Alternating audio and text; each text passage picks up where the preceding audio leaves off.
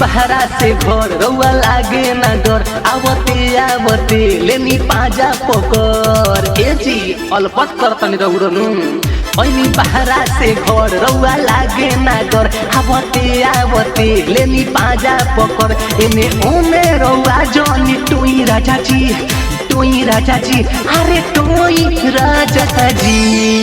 Sanitiser से धोई तब होई राजा जी सैनिटाइजर से धोई तब होई राजा जी।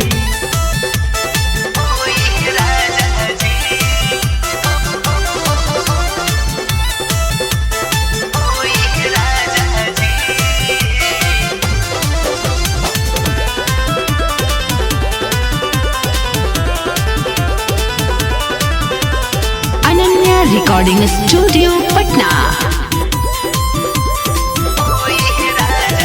पहले हाथ गोरे धोके आई जाई होने बहारा ऐसे नहीं छुए के मिली माल होई छोहारा पहले हाथ गोरे धोके आई पढ़ी ना का कहारा ऐसे नहीं छुए के मिली माल होई छोहारा जनी देरी लगाई जल्दी बाथरूम में जाई जनी देरी लगाई जल्दी बाथरूम में जाई जा सैनिटाइज करके आवो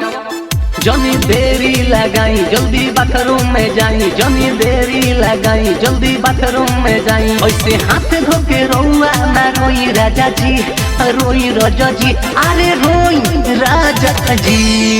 सैनिटाइजर से धोई तब होई राजा जी सैनिटाइजर से धोई तब होई राजा जी।